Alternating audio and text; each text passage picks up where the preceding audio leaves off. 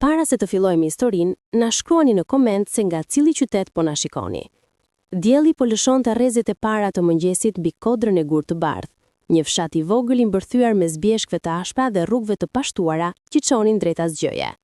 Ishte një vend ku koha dukej se kishte ngrirë diku në të kaluarën e largët, ku çdo ditë ngjante me të djeshmen dhe ku e ardhmja ishte një fjalë e panjohur, thuajse e huaj. Njerëzit e Gurë të Bardh jetonin me ritmin e tyre, të ngadalshëm, monoton, por të sigurt. Këtu çdo gjë ishte e parashikueshme. Gratë mblidhnin ujë nga burimi në orën 5 të mëngjesit. Burrat shkonin në fusha të punonin tokën e thatë që me zor jepte bukë dhe fëmijët luanin në rrugët me pluhur derisa dielli të përlëshohej pas bjeshkës. Por në këtë fshat që dukej i pandryshueshëm, kishte një emër që përmendej gjithmonë me një ton përbuzës, me një buzëqeshje ironie, me një lloj gëzimi të keq që i bën njerëzit të ndihen më të mirë për veten e tyre. Ai emër ishte Lira. Lira Kola, vajza e Tomës së vdekur, që kishte lënë vetëm një shtëpi të rënuar dhe një emër të njollosur në kujtesën e fshatit.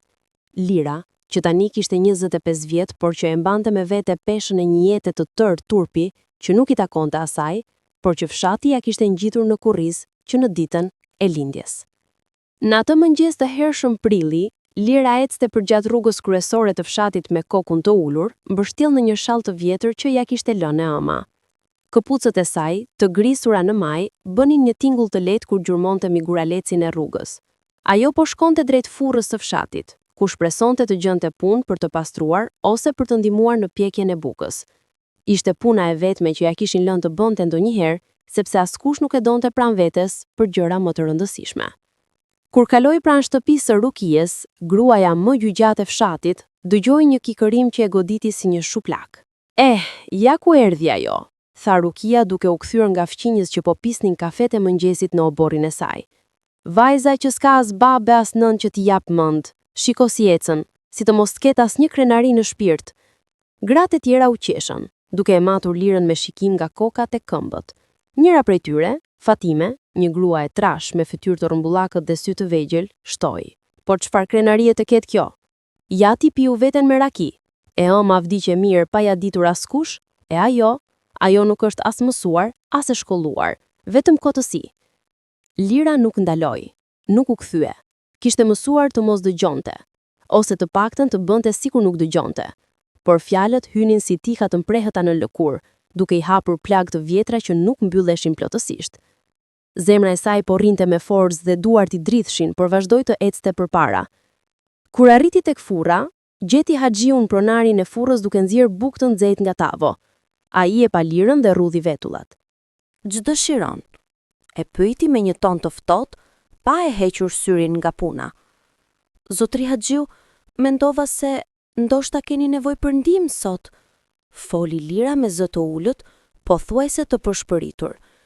Mund të pastroj, mund të sjell dru, çfarë doj që... Nuk kam nevojë për ty.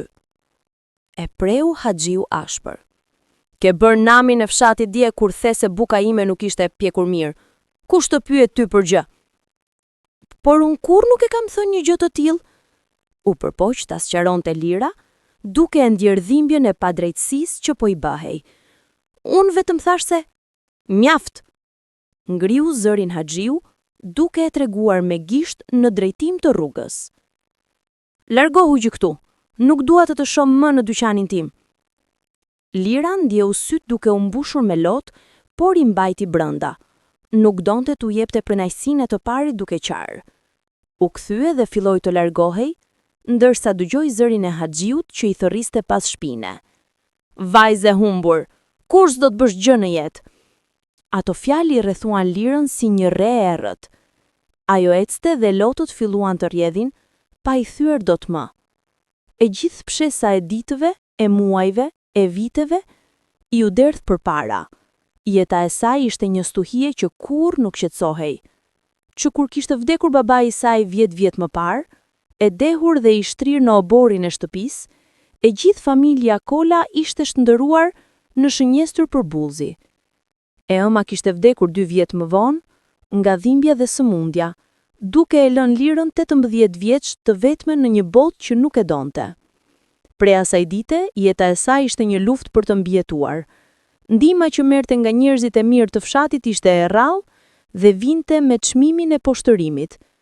Asnjëri nuk i fliste me respekt. Asnjëri nuk e konsideronte si një qenie njerëzore me dinjitet. Për ta Lira ishte thjesht vajza e Tomos së Pianecit, vajza pa fat, ajo që nuk do të bëj kurrë asgjë. Kur arriti në shtëpinë e saj, një kasolle të vogël në skajin e fshatit me mure pluri dhe çatime vryma, Lira ushtri në dyshemen e ftohtë dhe laqe të qarë pa fre. Në atë heshtje të trishtuar, i erdhi ndërmend nëna e saj, fytyra e saj e butë dhe e lodhur, e zëri i saj që i thoshte: "Lira, mos u dorëzo kurrë. Ti je e fortë, më e fortë se çdo gjë që mund të të ndodhë." Por ato fjalë që dikur i kishin dhënë forcë, tani dukeshin të zbrasta. Se si mund të ishte e fortë kur e gjithë bota rreth saj po e shtynte poshtë?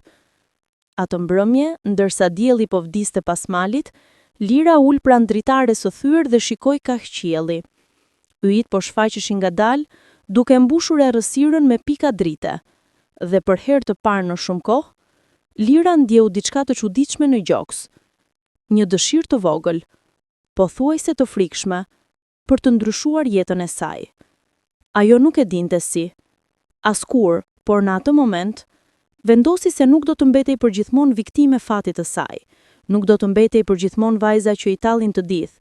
Do gjente një mënyrë, çfarëdo që të ishte, për të dalë nga ai ferr. Javët që pasuan ishin të njëjta si gjithmonë, të mprehta, të dhimbshme dhe të pashpresë. Lira vazhdonte të kërkonte punë këtu e atje, duke u përballur me refuzime dhe tallje në çdo hap. Nuk kishte kush t'i jepte një dorë, e askush ta dëgjonte me vëmendje. Fshati e kishte vendosur në një kuti ku ajo nuk do të dilte kurrë dhe për shumë vjet ajo e kishte pranuar atë fatin pa protestuar. Por diçka kishte ndryshuar brenda saj që në ajo natë kur kishte shikuar yjet. Një zjarr i vogël po ndizej ngadalë në zemrën e saj, një zjarr që ushqehej nga inati, nga turpi dhe nga dëshira për të dëshmuar se të gjithë kishin gabuar. Një ditë maj, ndërsa Lira po ecte përgjatë rrugës që shpinte drejt qendrës së fshatit, takoi Minën, një fqinje të vjetër që ishte gjithmonë pak më njerëzore se të tjerat. Mina ishte një grua e moshuar me flokë të thinjur dhe fytyrë të rrudhur nga koha, por me sy të butë që ruanin ende një shkëlqim njerëzie. "Lira, vajza ime", e thirri Mina nga oborri i saj. "Eja këtu për një çast." Lira u afrua me hezitim, duke mos e ditur çfarë të priste. Zakonisht kur dikush e thërriste, ishte për t'i dhënë ndonjë punë të vështirë ose për ta qortuar për diçka që as nuk e kishte bërë. "Dëgjova se po kërkon punë", tha Mina duke ja bërë shenjë Lirës të ulej në stolin e drurit pranë saj, dhe dëgjova gjithashtu se asnjëri në këtë fshat të mallkuar nuk po të jep mundësi. Lira u ulur, pa guxim ta shikonte në sy. Lot përsëri po i kërcënonin syt, por i mpriti. Kishte qarë aq shumë sa ndihej sikur nuk i kishin mbetur më lot. "Nëna ime", vazhdoi Mina me një zemër të butë, "para se të vdiste, më tha se ti je një vajzë e mirë. Ajo e ka njohur nënën tënde, Aishen, dhe e ka ditur se sa grua e fortë ka qenë. Ti ke të njëjtin gjak, Lira, por duhet ta besosh veten." Fjalët e Minës goditën thellë. Askush nuk i kishte thënë asgjë të ngjashme prej vitesh. "Si mund ta besoj veten kur askush tjetër nuk më beson?" pyeti Lira me zë të thyer. "Çdo rrugë që hap është e mbyllur, çdo derë që trokas është e kyqur." Mina e kapi dorën e Lirës me duar që dridheshin nga mosha, por që kishin ende forcë. "Atëherë duhet të largohesh nga këtu", tha ajo. "Ky fshat do të gëlltit nëse qëndron më gjatë.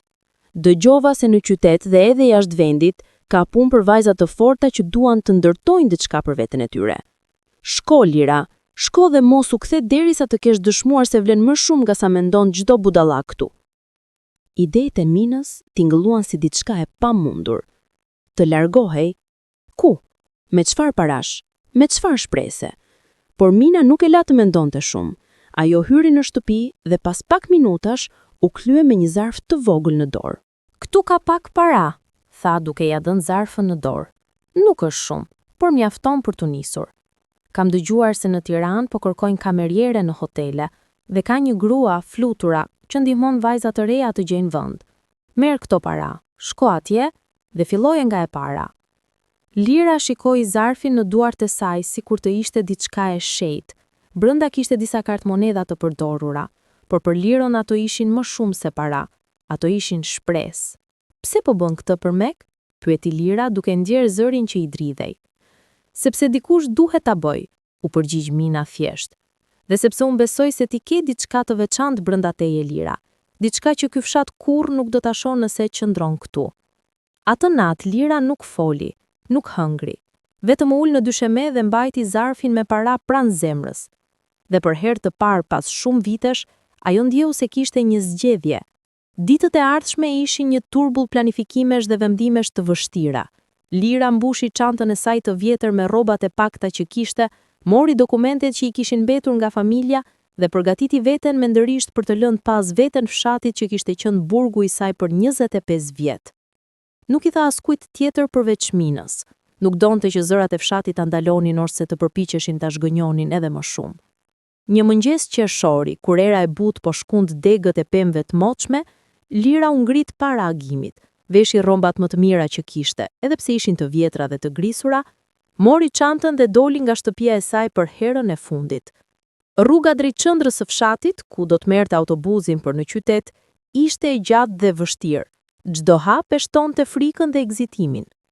Kur arriti te stacioni i vogël, pa disa fytyra të njohura që po prisnin gjithashtu. Mes tyre ishte Rukia, gruaja që kurrë nuk i kishte kursyer ofendimet. Shiko kush po largohet, thiri Rukia me një buzëqeshje ironie. Vajza e Tomës po shkon në qytet, po shkollë s'ke, po zanat s'di, po çfarë do të bësh atje? Do të kthehen brenda një jave, ta shohim. Gratë e tjera u qeshën. Por Lira, në vend që të ulte kokën si zakonisht, e ngriti dhe shikoi drejt në sy Rukien. Për momentin gruaja u befasua. Do të shohim, tha Lira me një zë të qetë por të vendosur. Do të shohim se kush do të qesh në fund. Kur autobusi erdhi, Lira u ngjit pa u kthyer. Në përgjamin e pisët, pa fshati duke u larguar nga pas.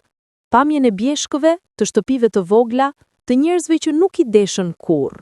Dhe në zemër ndjeu se ajo nuk po largohej vetëm nga një vend, por nga një version i vjetër i vetes. Udha e re sapo kishte filluar. Tirana e priti Lirën me një breshëri zhurmash, ngjyrash dhe njerëzish. Ishte si të hyje në një botë tjetër plotësisht, ku gjithçka lëvizte më shpejt, ku asgjë nuk qëndronte në vend. Makinat kalonin duke bërë zhurmë, njerëzit ecnin me syt në telefonat e tyre, ndërtesat ishin të larta dhe të larme me ngjyra që Lira nuk i kishte parë kurrë më parë. Për një vajzë që kishte jetuar gjithë jetën në një fshat të vogël dhe të harruar, qyteti ishte mbërthyes dhe friksues në të njëjtën kohë. Ajo ecte në çantën e saj në shpinë, duke mos e ditur mirë ku të shkonte. Në xhep kishte adresën që ja kishte dhënë Mina. Flutura Hoxha, rruga e Kavajës, ndërtesa numër 14. Pas një ore ecjeje dhe pyetje të shumë njerëzve që pothuajse nuk i kushtuan vëmendje, Lira gjeti përfundimisht ndërtesën. Ishte një pallat i vjetër 4 katësh, me mure gri dhe balkone plot me rroba të vara për t'utharë. Ajo u ngjit shkallët me zemër që i rrithte fort nga ankthi dhe lodhja. Në katin e dytë trokiti në derën ku shkruante Hoxha. Porta u hap dhe një grua rreth të 50-tave u shfaq. Kishte flok të shkurtër, boj kafeje, sy të mprekt dhe një shprehje serioze por jo të ashpër. Ajo e mati Lirën nga kokat e këmbët. Po? Pyeti gruaja. Zonja Flutura, foli Lira me zë që mezi dëgjohej. Unë jam Lira Kola. Mina Lika nga fshati im më dha adresën tuaj. Më tha se ju mund të më ndihmoni të gjej punë. Flutura e shikoi për një moment në heshtje, pastaj e thyrri brenda. Eja, mos qëndro në prag si e humbur. Shtëpia ishte e vogël por e pastër, me një aromë kafeje të freskët dhe me disa fotografi familjare në mur. Lira ul në një koltuk të vjetër me lëvoshk të grisur, duke mbajtur çantën në prehër. Flutura ul përballë dhe e shikoi me kujdes. Mina më ka shkruar për ty, tha ajo më në fund. Më ka treguar se nga vjen, çfarë ke kaluar. Nuk do të pyes shumë sepse e di se çdo vajzë që vjen këtu ka një histori të vështirë. Por do të them një gjë. Këtu nuk ka vend për viktim. Nëse do të punosh, duhet të jesh e fortë. Ti jesh e gatshme të mësosh dhe të mos e lidhësh veten me ndjenjat që të tjerët kanë pasur për ty. Ktu je vetëm ti dhe ajo që do të ndërtosh. Lira e dëgjoi me vëmendje duke glabëruar fjalët si ujë në shkretë të tir. Unë jam e gatshme të punoj çfarëdo pune, tha Lira me një vendosmëri të re në zë. Nuk kam frikë nga puna e vështirë. Flutura buzëqëshi për herën e parë. Mirë, atëherë do të fillojmë. Nesër në mëngjes do të çoj në një hotel ku kam njohje. Ata po kërkojnë kameriere. Paga është modeste, por është fillim. Gjithashtu do të gjej një vend ku mund të qëndrosh. Për disa ditë mund të rish këtu, në dhomën e vajzës sime që është martuar dhe nuk jeton më këtu. Ajo natë, Lira ra në shtrat me një ndjenjë të çuditshme për zjerje. Ishte e lodhur, e friksuar, por edhe e mbushur me një shpresë të re. Për herë të parë, dikush i kishte vënë një mundësi pa e gjykuar, pa e poshtëruar. Puna në hotel filloi të nesërmen. Hoteli Aurora ishte një ndërtesë 4 katëshe në qendër të Tiranës, me dhoma që strehonin kryesisht turistë dhe njerëz biznesi. Lira u caktua që të pastronte dhomat, të ndërronte çarçafët, të lagte banjot. Ishte një punë e lodhshme dhe shpesh e padëshirueshme, për Lirën ishte një bekim. Menaxheri, një burr i rrept me emrin Arben, e paralajmëroi që në ditën e parë: "Nuk dua vonesa, nuk dua ankesa dhe nuk dua probleme. Nëse bën punën siç duhet, do të kesh vendin tënd. Nëse jo, ka qindra të tjera që presin." Lira premtoi që do të jepte maksimumin, dhe kështu bëri. Çdo mëngjes zjoi në orën 5, vishej me uniformën e bardhë të kamerieres dhe fillonte turnin që zgjaste deri në orën 4 pasdite. Pastaj, në vend që të pushonte, shfrytëzonte kohën e lirë për të mësuar gjëra të reja. Flutura e kishte ndihmuar të regjistrojë në kurse mbrëmjeje anglishte, sepse Lira e kishte kuptuar se pa gjuhë të huaja nuk do të mund të shkonte shumë larg. Në fillim ishte e vështirë. Shkronjat, tingujt, gramatika, gjithçka ishte si një gjuhë nga një planet tjetër, por Lira nuk u dorëzua. Çdo natë, pas kursit, kthehej në dhomën e saj të vogël të dhuruar nga Flutura, që tani ishte një banesë e vogël që ajo e ndante me një vajzë tjetër dhe mësonte fjalë të reja derisa syt të mbylleshin nga gjumi. Muajt kalonin dhe Lira ndryshonte ngadalë por thellë. Trupërisht, po bëhej më e fortë nga puna e vazhdueshme. Mendërisht, po fitonte besim në vetvete. Ajo nuk ishte më vajza e turpëruar që ecste me kokën ulur. Kur fliste me kolegët, megjithse ishte e qetë, shprehej qartë. Kur dëgjonte kritika nga menaxheri, nuk e merrte si sulm personal, por si mundësi për të përmirësuar. Pas 6 muajsh pune, Lira tashmë fliste anglisht në një nivel bazë. Kjo i hapi dyer të reja. Menaxheri Arben e vuri re dhe e kaloi nga pastrimi i dhomave në recepcion, ku ajo do ndërvepronte direkt me klientët. Paga u rrit pak, por më e rëndësishmja, Lira po fitonte përvojë dhe dije që do t'i shërbente për jetën e saj.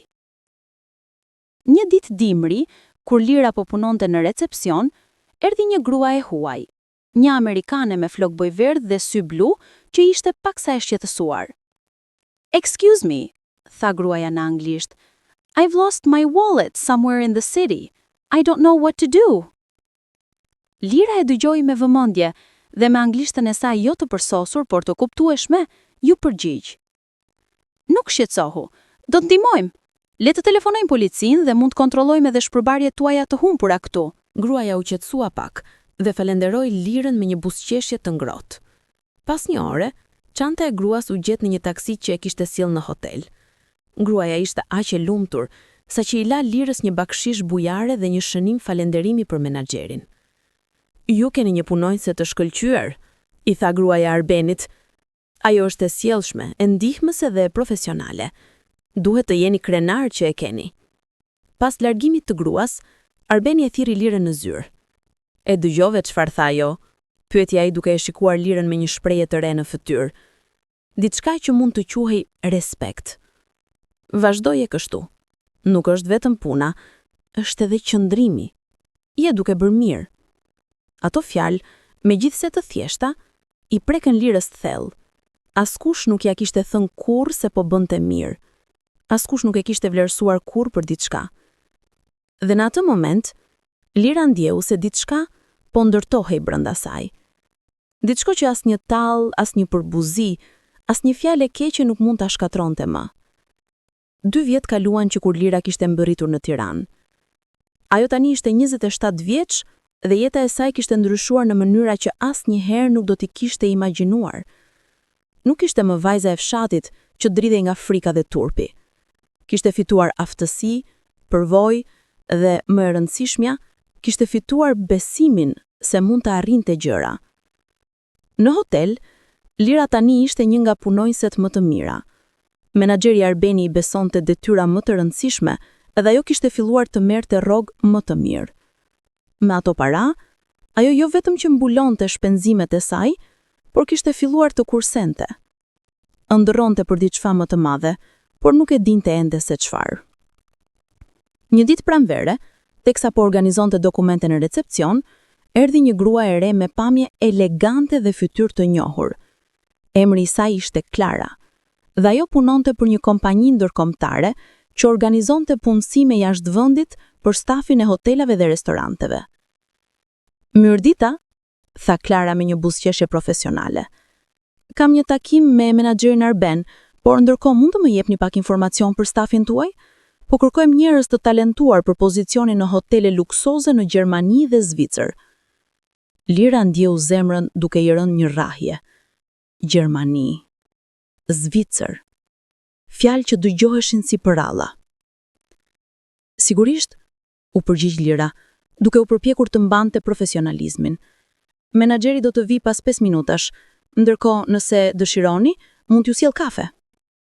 Ndërsa priste, Klara filloi të bisedonte me Lirën.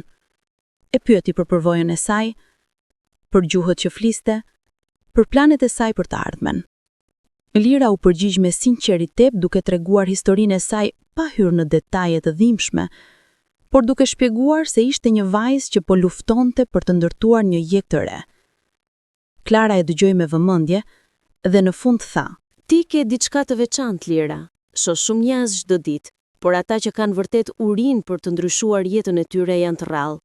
Nëse je e interesuar, mund të aplikosh për një pozicion jashtë vendit. Do të ndihmoj me procesin. Lira nuk e besoi atë që dëgjoi. Ishte sikur dikush po i hapte një derë që ajo mendonte se do të mbetej e kyçur për gjithmonë. Pas takimit me Arbenin, Klara i la Lirës kontaktes e saj dhe disa dokumente për t'i lexuar. Atë natë, Lira nuk foli fare. U ul në dhomën e saj të vogël dhe lexoi çdo fjalë të dokumenteve. Aty shpjegohej se si funksiononte programi. Njerëzit zgjidheshin bazuar në përvojën e tyre, aftësitë gjuhësore dhe qëndrimin e punës. Nëse pranoheshin, do të merrnin kontrata 3 vjeçare në hotele në Evropë, me paga që ishin disa herë më të larta se ato që merrnin në Shqipëri. Ishte një mundësi e artë, por ishte edhe e frikshme. Do të thotë të largohej edhe më larg, në një vend ku nuk njihte askënd, ku gjua do të ishte edhe më e vështirë, ku do të ishte plotësisht e vetme. Por, Lira e dinte se kjo ishte shansi i saj. Kjo ishte mënyra për ta dëshmuar, jo vetëm fshatit, por edhe vetes, se ajo kishte vlerë. Procesi i aplikimit zgjati 3 muaj. Kishte intervista, teste gjuhësore, verifikime dokumentash. Lira kaloi çdo provë me sukses, duke punuar edhe më shumë për të përmirësuar anglishten dhe për të mësuar bazat e gjermanishtes. Flutura e mbështeti në çdo hap, duke i dhënë kurajo kur ndihej e mposhtur. Një ditë gushti, Lira mori një email që i ndryshoi jetën për gjithmonë. Të lumt Lira Kola, aplikimi juaj është pranuar. Jeni zgjedhur për të punuar si menaxhere asistente në hotelin Grand Alpen në Zürich, Zvicër.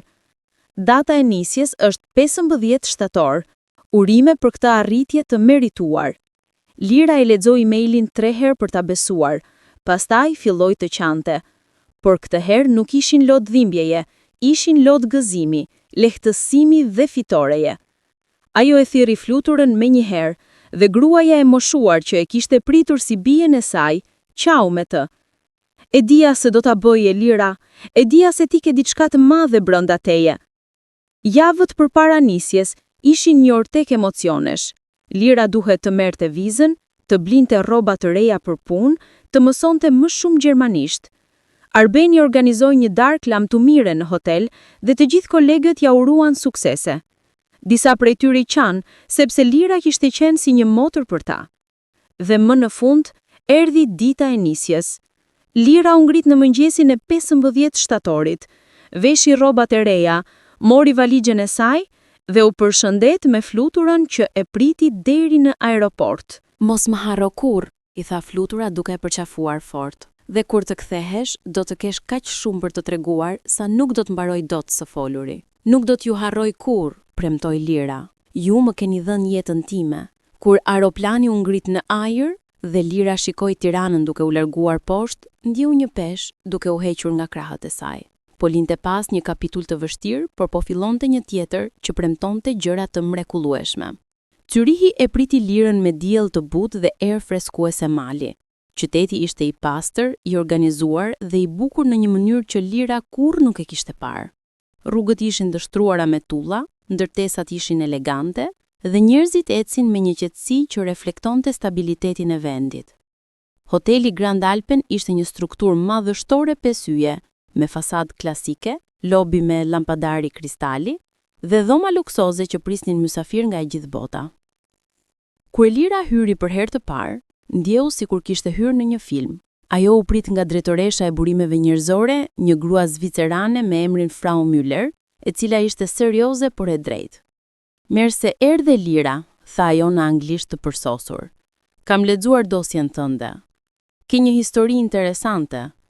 Për këtu nuk shikon kush ke qenë, por kush do të bëhesh? Je e gatshme? Po, jam e gatshme, u përgjith Lira me siguri. Puna findoi me një herë. Si menaxherja asistente, Lira ishte përgjegjëse për koordinimin e stafit të dhomave, për sigurimin që çdo dhomë të ishte e përgatitur sipas standardeve më të larta dhe për trajtimin e kërkesave të veçanta nga mysafirët VIP.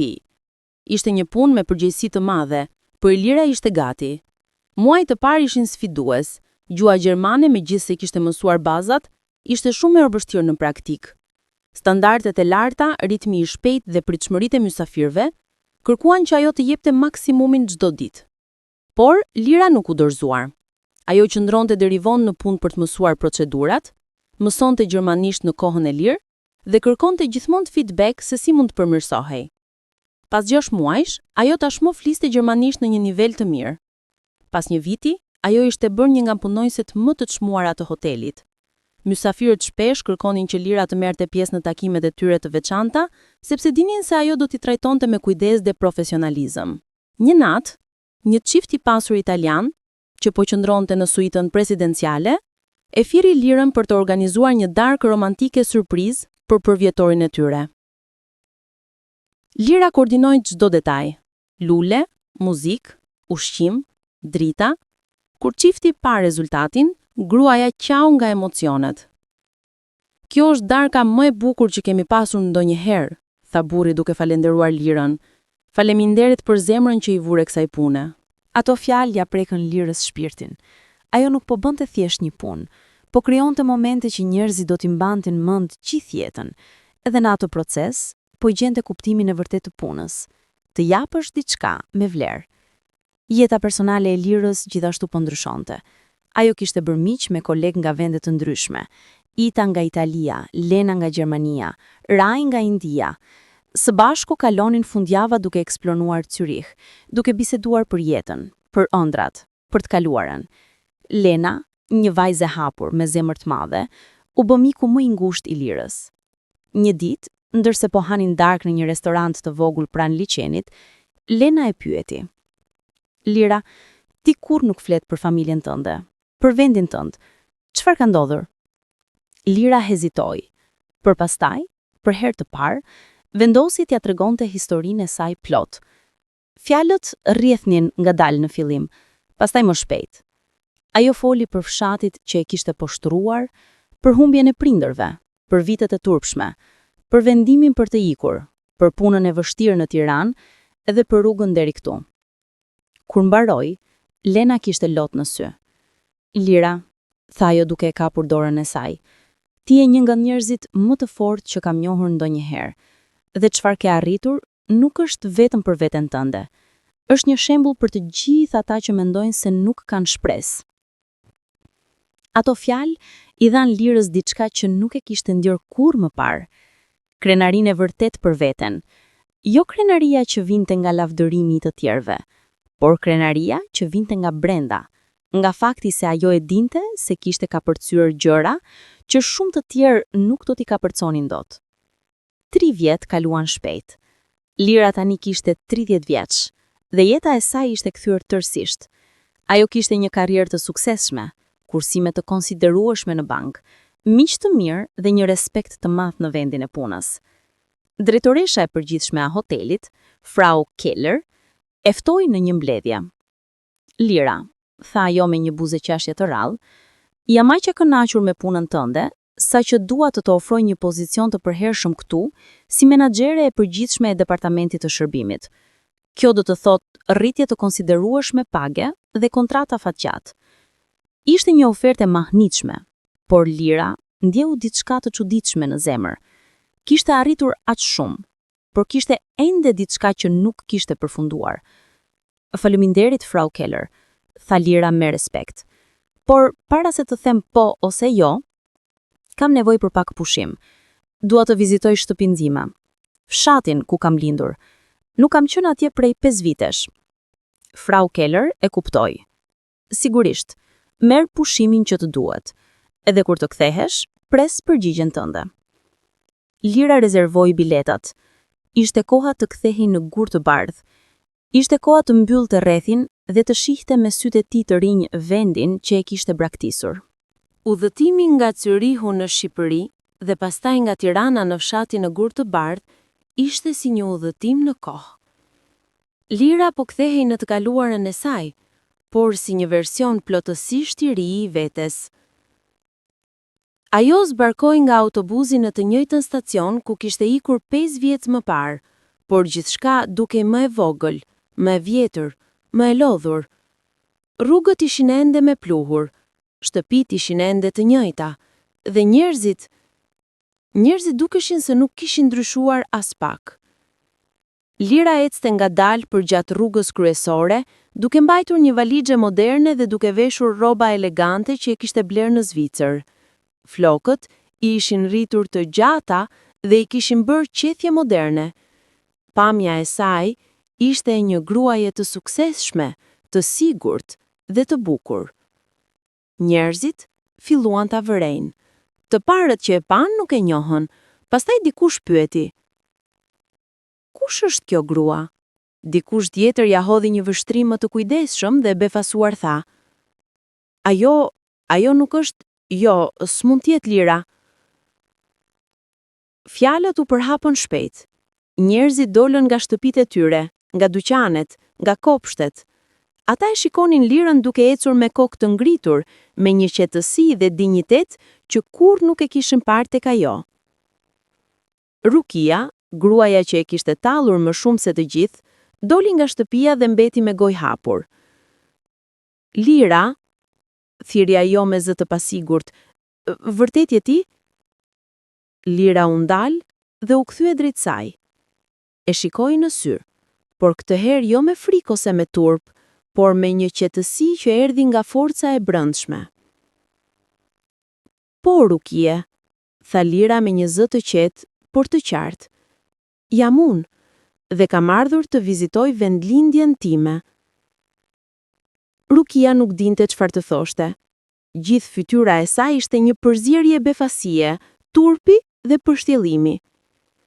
Gratë e tjera që ishin grumbulluar rreth tyre shikonin me sy të hapura dhe gojë të mbyllur nga çudia. Po, ku ke qenë gjithë këto vite?" pyeti dikush nga turma. "Kam jetuar në Tiranë dhe pastaj kam punuar në Zvicër," u përgjigj Lira thjesht. "Kam punuar në hotele, kam mësuar gjuhë, kam ndërtuar një karrierë." "Në Zvicër?" përsëriti dikush me zë të mahnitur. Ti je bërë dikush e madhe." Lira buzëqeshi lehtë.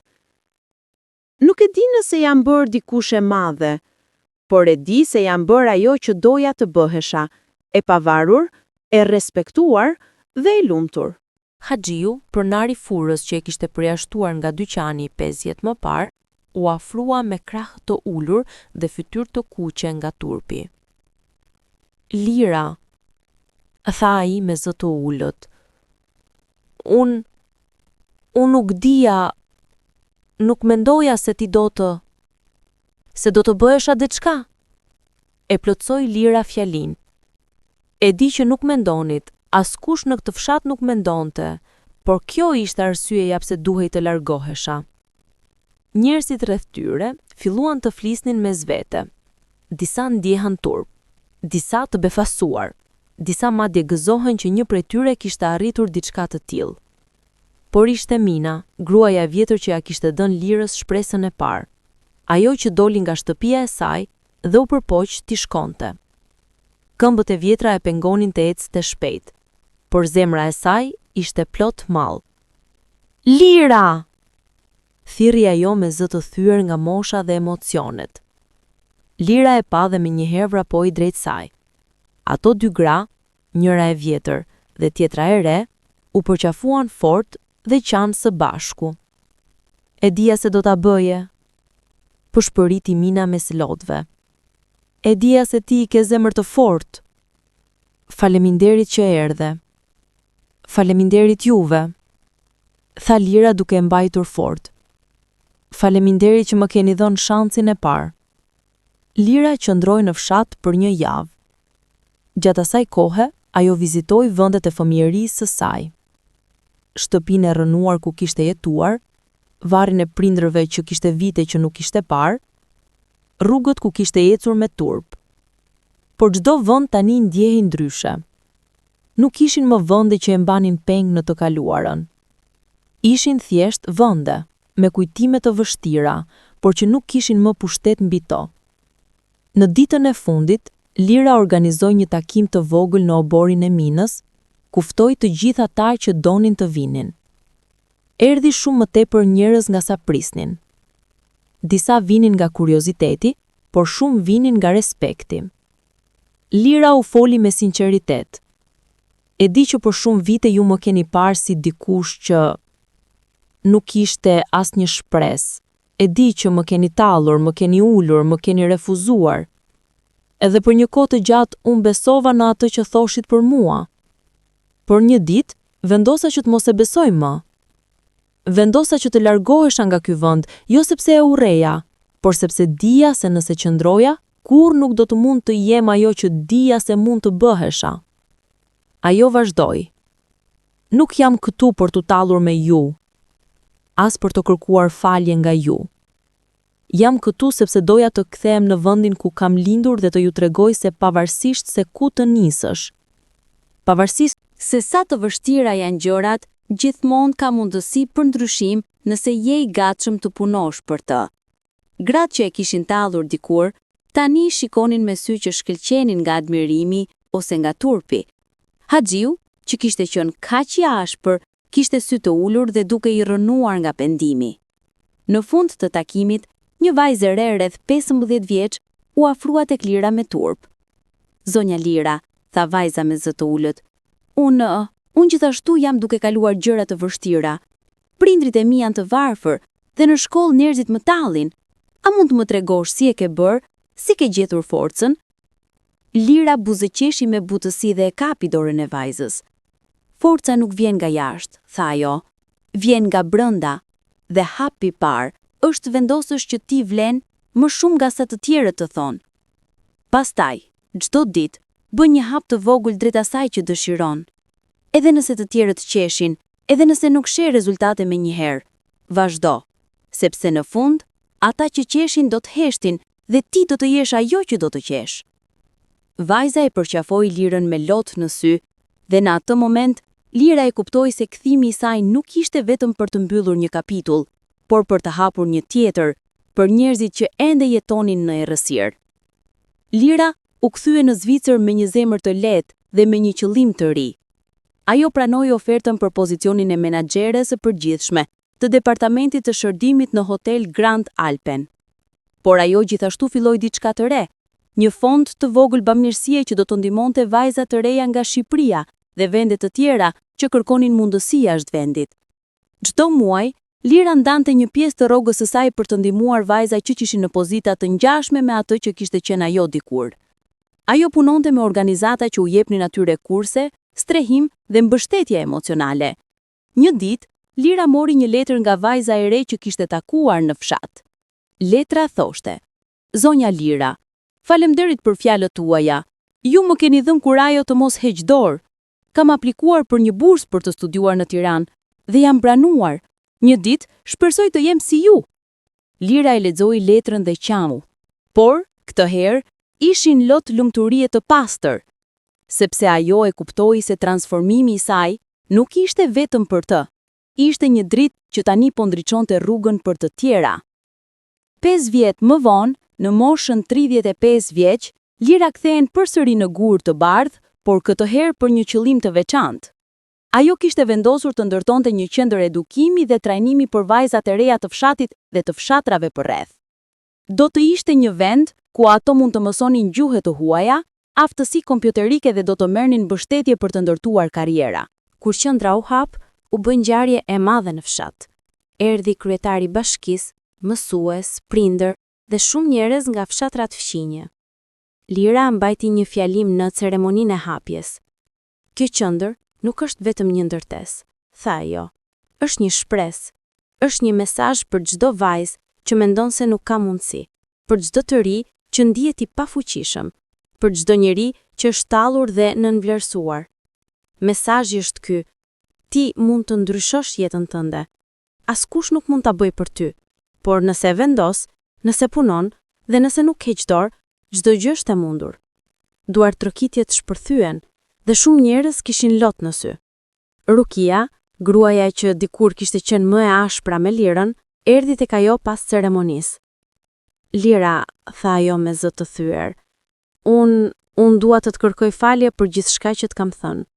Ke qenë shumë më e fortë se çdo gjë që unë kam menduar ndonjëherë për ty. Dhe tani, duke parë se çfarë ke bërë, ndihem kaq shumë turp për mënyrën se si të kam trajtuar. Lira e shikoi Rukien dhe pa një grua të moshuar, të lodhur nga jeta dhe të mbushur me pendime. Rukie, tha Lira me butësi, unë nuk mbaj më ri. Ajo që më ke bërë më ka dhënë forcë për të provuar se isha më shumë. Dhe tani, nëse dëshiron, mund të më ndihmosh të bëjmë që vajzat e tjera të mos kalojnë atë që kam kaluar unë. Rukia qau dhe e përqafoi Lirën. Ishte një moment shërimi, jo vetëm për Lirën, por për të gjithë fshatit. Vitet që pasuan ishin të mbushura me punë, por edhe me kënaqësi të thellë. Qendra e Lirës ndihmoi 10 vajza të ndërtonin karriera të suksesshme. Disa prej tyre shkuan jashtë vendit, të tjera hapën bizneset e tyre dhe disa u bën mësuese dhe infermiere. Lira, për vete, gjeti gjithashtu dashuri. Ajo u martua me një mjek zviceran me emrin Andreas, një burr i butë dhe mbështetës që i admironte për forcën dhe zemrën e saj. Së bashku, ndërtuan një jetë të bukur, të mbushur me dashuri, punë dhe kuptim. Por Lira kur nuk harroi nga kishte ardhur. Çdo vit, ajo kthehej në Gur të Bardhë, vizitonte varin e prindërve, fliste me vajzat e reja në qendër dhe kujtonte veten se transformimi i saj nuk ishte një mrekulli, por rezultati i vendimit të vetëm, të mos heq dorë. Në një ditë vjeshte të bukur, kur Lira ishte në fshat për të festuar 10-vjetorin e qendrës, një gazetar i një televizioni kombëtar erdhi për ta intervistuar. Zonja Lira, pyeti gazetari, çfarë do t'u thonit njerëzve që ndjekin historinë tuaj? Lira mendoi për një moment, pastaj buzëqeshi. Do t'u thoja se jeta nuk përcaktohet nga ku fillon, por nga ku vendos të shkosh. Njerëzit mund të thonë se nuk vlen, por ti je ai që vendos nëse do ta besosh. Çdo njeri ka brenda vetes forca që nuk i imagjinon dot, por ajo forcë zbulohet vetëm kur zgjedh të luftosh, të mos heq dorë dhe të besosh se meriton më shumë. Intervista u transmetua në të gjithë vendin dhe mesazhi i Lirës preku mijëra zemra. Njerëz nga qytete dhe fshatra të ndryshme i dërguan letra falënderimi, duke i treguar se si historia e saj i kishte frymzuar të mos hiqnin dorë nga ëndrat e tyre. 10 vjet pas hapjes së qendrës, Lira ishte 45 vjeç. Jeta e saj kishte marrë një formë që ajo nuk do ta kishte imagjinuar kurrë në ato ditë të errta kur ecte me kokë të ulur nëpër rrugët e gurë të bardhë. Ajo tani jetonte mes Zyrihu dhe Shqipërisë, duke ndarë kohën mes punës së saj në hotel dhe menaxhimit të fondacionit që kishte krijuar për të mbështetur të rinjt në nevojë. Kishte 2 fëmijë me Andreasin, një djalë të quajtur Toma, me emrin e babait të saj, dhe një vajzë të quajtur Aishe, me emrin e nënës së saj. Fëmijët e saj po rriteshin duke njohur 2 kultura, duke folur 3 gjuhë dhe duke mësuar vlerën e punës dhe të dëmshumisë që nëna e tyre ua transmetonte çdo ditë. Por më e rëndësishmja, qendra në Gurë të Bardhë kishte rritur dhe u ishte kthyer në një shembull për të gjithë rajonin. Ajo tani kishte 3 ndërtesa, njëra për kurse edukative, tjetra për trajnime profesionale dhe e treta për strehim të përkohshëm për vajza që vinin nga situata të vështira familjare. Mbi 50 vajza kishin përfunduar programet e qendrës dhe kishin ndërtuar karriera të suksesshme. Disa ishin bërë mësuese, të tjera infermiere, disa kishin hapur bizneset e tyre dhe disa, si Lira, kishin shkuar jashtë vendit për të punuar dhe për të ndërtuar jetë të reja. Një nga këto vajza ishte Elta, vajza që kishte ardhur tek Lira me lot në sy 10 vjet më parë. Tani Elta ishte 25 vjeç, kishte përfunduar studimet për mjeksi në Tiranë dhe sapo ishte kthyer në fshat për të hapur një klinik të vogël ku do të trajtonte banorët falas ose me çmime simbolike. Kur Elta hapi klinikën, ftoi Lirën si mysafirënderi. Asgjë nga kjo nuk do të ishte e mundur pa ju, zonja Lira, tha Elta përpara turmës së grumbulluar. Ju më keni mësuar se turpi i të tjerëve nuk më përcakton. Ju më keni dhënë guximin për të besuar se kam vlerë dhe tani dua të jap të njëjtën shpresë për të tjerët që vuajnë. Lira qau nga krenaria. Në atë moment, ajo e kuptoi se trashëgimia e saj nuk ishte thjesht ajo që kishte arritur personalisht, por ishte zinxhiri i njerëzve që po frymëzonte dhe po ndihmonte të ndryshonin jetën e tyre. Një mbrëmje, ndërsa Lira po ecte vetëm përgjatë rrugës të fshatit, duke shijuar qetësinë e perëndimit të diellit, pa një figurë të njohur të ulur në bankën e vjetër pranë burimit. Ishte Haxhiu, pronari i furrës që e kishte përjashtuar me ashpërsi para 15 vitesh. Haxhiu ishte plakur shumë. Flokut e tij tani ishin plotësisht të bardhë. Shpina e tij ishte përkulur nga mosha dhe fytyra e tij mbante shenja të një jete të lodhur dhe të mbushur me pendime. Lira hezitoi për një moment, pastaj vendosi t'i afrohej. Kur Haxhiu e pa, u përpoq të ngrihej në këmbë, por këmbët nuk e mbajtën mirë. Mos u ngri, Haxhi, tha Lira me butësi, duke ulur pranë tij. Për një kohë të gjatë, asnjëri nuk foli. Vetëm zhurma e ujit të burimit dhe cicërima e zogjve mbushnin heshtjen. Lira, foli mu në fund Haxhiu me zë të dobët. Çdo natë para se të fle, mendoj për atë ditë kur të përzura nga furra ime. Mendoj për fjalët e këqija që të thash, dhe çdo natë ndihem si njeriu më i keq në botë. Lira i dëgjoi pa folur. Ti ke bërë kaq shumë për këtë fshat, vazhdoi Haxhiu me sy të mbushur me lot. Ke ndihmuar vajza që askush nuk i donte. Ke ndërtuar një qendër që po ndryshon jetën e njerëzve. Dhe unë kam qenë një nga ata që të ka trajtuar më keq. Nuk pres që të më falësh. Nuk e meritoj. Por doja të them se jam i penduar thellë. Lira ndjeu një peshë të vjetër duke u larguar nga zemra e saj. Ajo e kapi dorën e plakur të Haxhiut dhe e shtrëngoi me butësi. Haxhi, tha ajo me një zë të mbushur me paqe. Unë të kam falur prej kohësh, sepse mbajtja e hidhërimit do të më kishte shkatruar, jo ty. Çdo gjë që më ke thënë, çdo refuzim, çdo fjalë e ashpër, më ka bërë më të fortë.